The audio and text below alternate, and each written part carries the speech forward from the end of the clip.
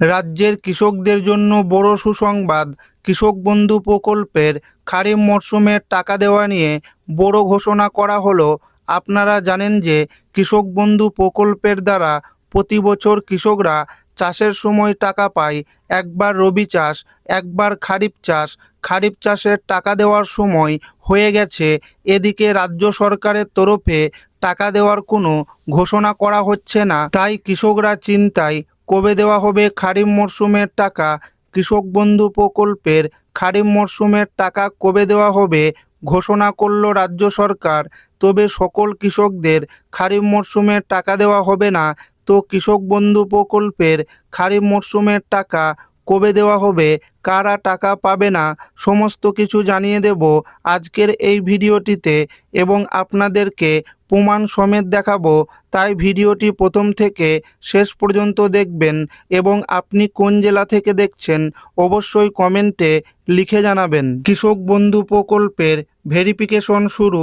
খারিফ মরশুমে কারা পাবে টাকা, তালিকা প্রকাশ। সাম্প্রতিক কৃষক বন্ধু প্রকল্পের ভেরিফিকেশন সংক্রান্ত একটি সার্কুলার প্রকাশিত হয়েছে।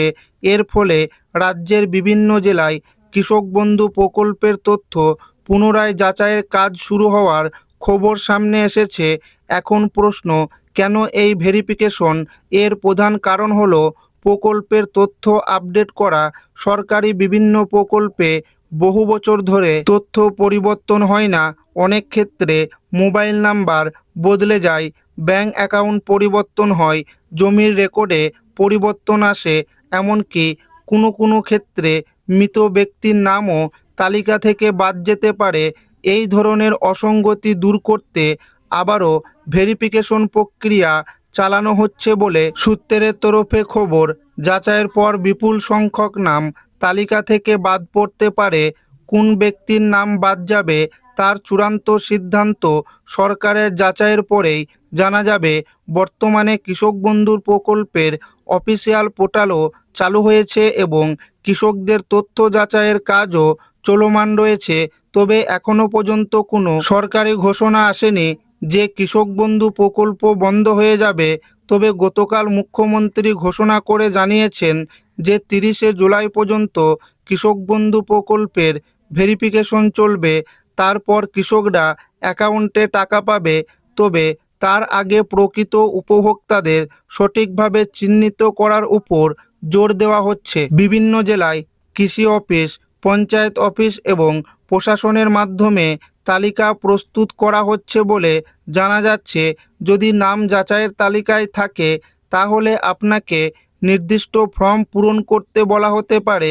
তাই স্থানীয় কৃষি অফিস বা পঞ্চায়েত অফিসের সঙ্গে যোগাযোগ রাখুন।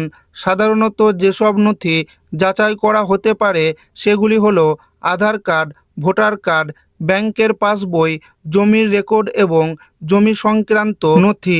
এই সমস্ত জিনিসগুলি যাচাই করে দেখা হচ্ছে।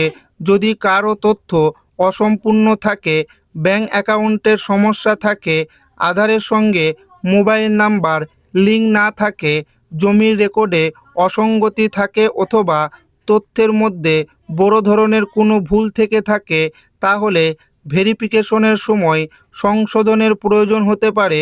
বর্তমানে কৃষক বন্ধু প্রকল্পের মাধ্যমে যোগ্য কৃষকদের আর্থিক সহায়তা প্রদান করা হয়। সরকারি পরিষেবা পোর্টালের তথ্য অনুযায়ী কৃষকদের বছরে সর্বোচ্চ 10,000 টাকা পর্যন্ত আর্থিক সহায়তা দেওয়ার ব্যবস্থা রয়েছে। এছাড়াও প্রকল্পের অধীনে জীবন বীমার সুবিধাও রয়েছে, যা কৃষক পরিবারের জন্য অত্যন্ত গুরুত্বপূর্ণ। তাই কৃষক বন্ধু প্রকল্প শুধুমাত্র আর্থিক সহায়তা প্রকল্পই নয়, এটি কৃষক পরিবারের নিরাপত্তার সঙ্গেও অনেকটাই যুক্ত রয়েছে। এরই পাশাপাশি ভূমিহীন কৃষি শ্রমিকদের জন্য আলাদা সহায়তা ব্যবস্থাও কথা বিভিন্ন সরকারি আলোচনায় উঠে এসেছে।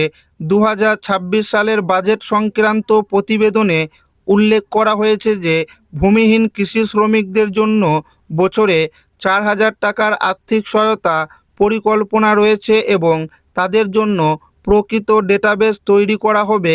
সূত্র মারফত জানা যাচ্ছে, কৃষক বন্ধু প্রকল্পের যারা পুরাতন উপভোক্তা রয়েছে তাদের খারিফ মরশুমের টাকা আগস্ট মাসে ছাড়া হতে পারে।